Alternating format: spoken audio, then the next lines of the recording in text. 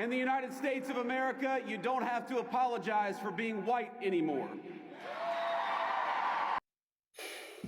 Vice President Vance, the first thing is that you are lying. You are creating a false narrative of white victimhood. No one is asking for white people to apologize for being white. The second thing is that what we're talking about here is systemic racism, or what I call it, white systemic racism.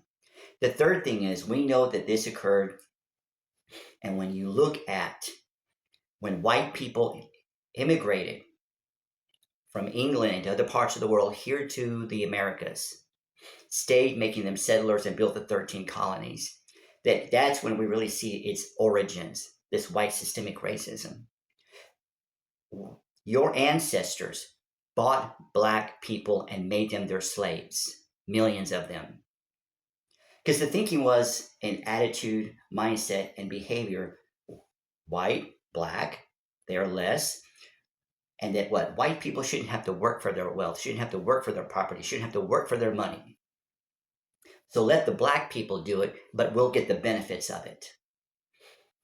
Now we jump to today's time period, and what do we see? That is the same attitude, mindset, and behaviors. Not all white people, just like it's not all black people wearing a hoodie that are criminals, just like it's not all people who are here undocumented that are criminals. So it's not all white people that are guilty of these things, of the white systemic racism. Now, we see it in Greg Abbott, who is the current governor of Texas. I'm a Houstonian, where laws are created to benefit white individuals, that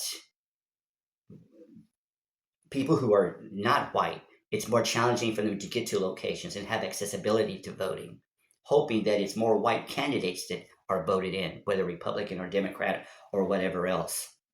We see it when there's a white-only town, and I'm talking about white systemic racism. We see it when there's laws that are developed on the state level that are benefiting white individuals, white people. It doesn't have to blatantly say this is for the benefit of the white race, but it does benefit the people of the white race. Now, we also see it when the KKK and their cowardice hide their faces, going around and calling black individuals, anyone who's not white, horrible things. We also see it when these groups that go around in their cowardice, covering their faces. They carry guns, they look like they're in the military, but they hide their faces in being a coward. And they have Nazi flags. Throughout the United States, systemic racism has been built, where individuals who are not white got the benefit of higher property values.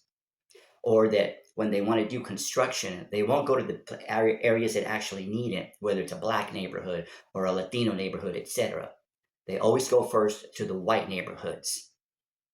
So, and then attacking DEI, because white individuals want to be up here, and they don't ever want anyone who's not white to get close, specifically not equal. Like I said, not all white people.